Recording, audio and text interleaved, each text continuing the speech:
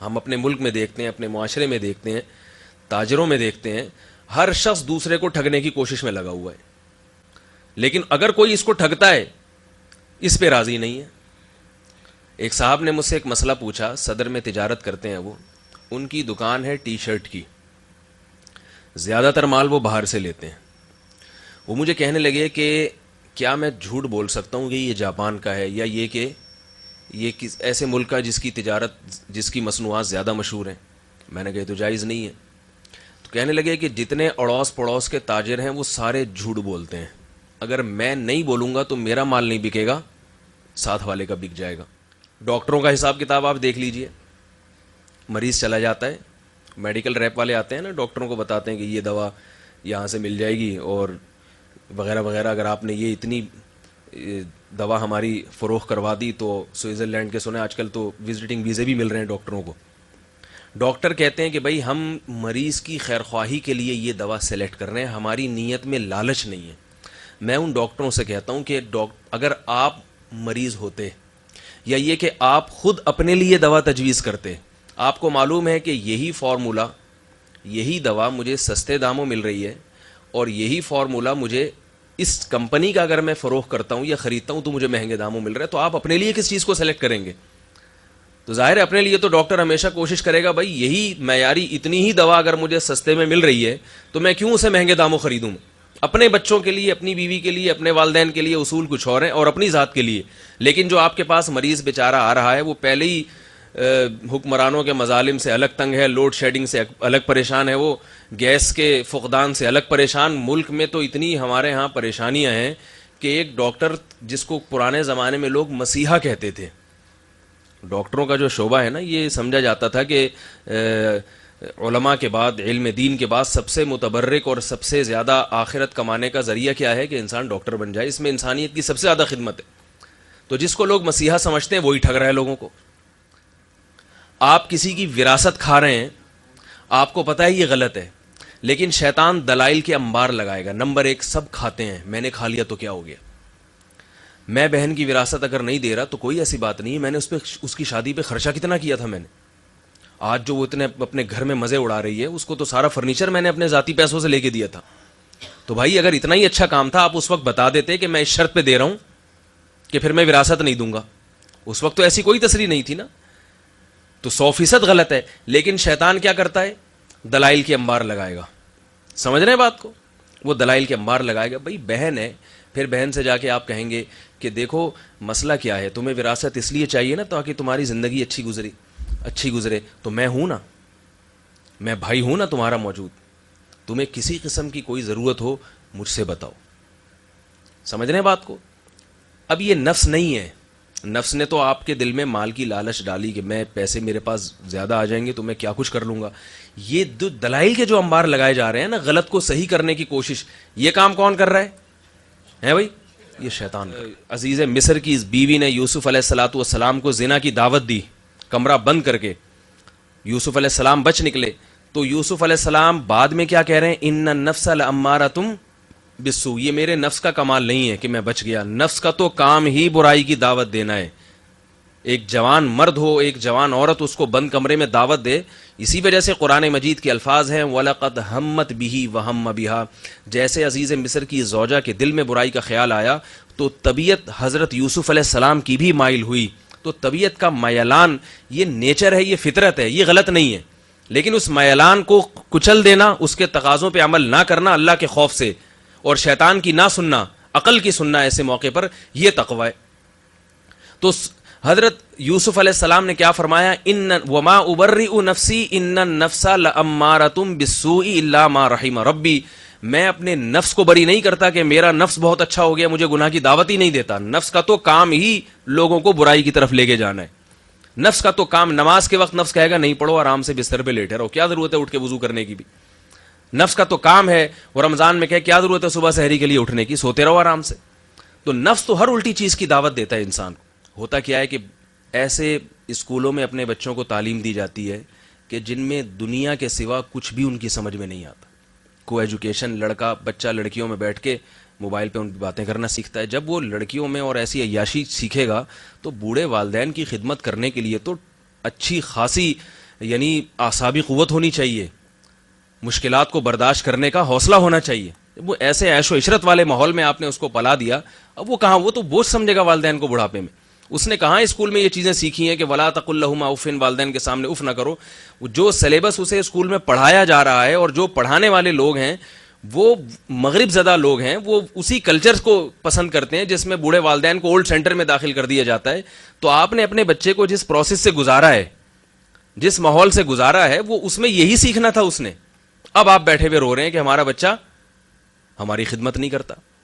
تو آپ نے اگر اپنی ذمہ داریاں پوری نہیں کی ہیں تو یقیناً پھر اس کا اثر اس پہ بھی پڑے گا. دوسری بات یہ, اولاد یہ چاہتی ہے کہ والدین ہمارے حقوق ادا کریں. یہاں ایک بات میں تھوڑی سی موضوع سے ہٹ کے بیان کروں. ہمارے پاس ایسے مسائل آج کل بہت آ رہے ہیں کہ جو چیز اولاد کا حق ہی نہیں ہے, اولاد اس کو اپنا حق سمجھنے لگی ہے. ایک تو ہوتا ہے نا حق ہو, پھر اسے مانگے, پھر ہم اولاد کو تانا دیں کہ آپ نے اپنا حق ادا نہیں کیا, آپ والدین سے کیوں مانگ رہے ہو اپنا حق. بات کیا ہوتی ہے کہ حق ہوتا ہی نہیں ہے اور اولاد والدین سے وہ مطالبہ شروع کر رہی ہوتی ہے. یہ بھی گھر کی تباہی کی بنیاد ہے. ایسی چیزوں کا ماں باپ سے مطالبہ کرنا جو ماں باپ کی ذمہ داری نہیں ہے, شریعت میں ان پر لازم نہیں ہے.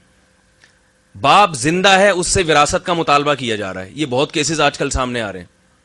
میرے پاس مسجد میں بوڑھے والدین روتے ہوئے آتے ہیں, بوڑھا باپ روتا ہوا آتا ہے. کئی واقعات ہیں ایسے کہ میری اولاد مجھے کہہ رہی ہے کہ یہ دکانیں ہمارے نام کرو, یہ ہمارا حق ہے, ہمیں دو.